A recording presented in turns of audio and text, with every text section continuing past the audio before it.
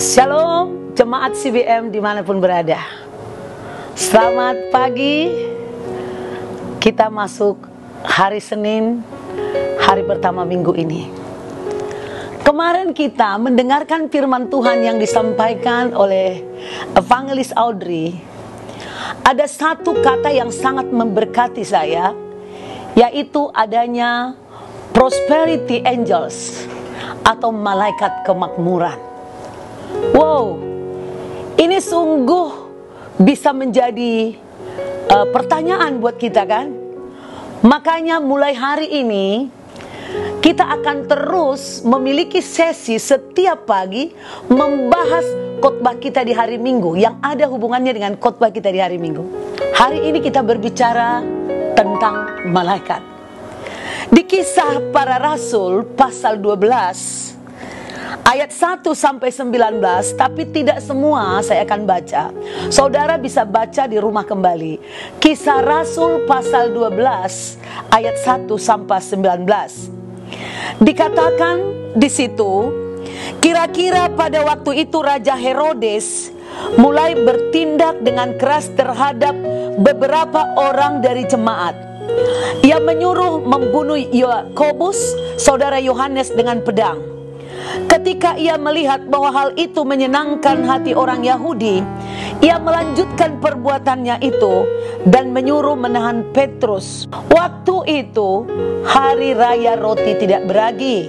Setelah Petrus ditangkap, Herodes menyuruh memenjarakannya di bawah penjagaan 4 regu, masing-masing terdiri dari 4 prajurit.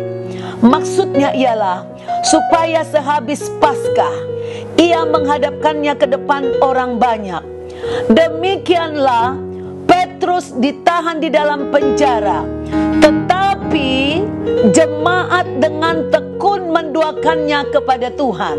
Saya ulang sekali lagi, tetapi jemaat dengan tekun mendoakannya kepada Tuhan. Pada malam sebelum Herodes hendak menghadapkannya kepada orang banyak, Petrus tidur di antara 2 orang prajurit terbelenggu dengan 2 rantai. Selain itu, prajurit-prajurit pengawal sedang berkawal di muka pintu. Tiba-tiba berdirilah seorang malaikat Tuhan dekat Petrus dan cahaya bersinar dalam ruangan itu. Malaikat itu menepuk Petrus untuk membangunkannya. Katanya, "Bangunlah segera." Maka gugurlah rantai itu dari tangan Petrus. Ada 2 hal yang saya perhatikan dalam hal ini. Ketika seseorang bergerak untuk memberitakan Injil kerajaan, maka iblis tidak akan diam. Dia akan menyerang hamba-hamba Tuhan, anak-anak Tuhan. Tetapi ketika ada krisis yang dihadapi hamba Tuhan, jemaatnya tekun berdoa, tekun berdoa, tekun berdoa.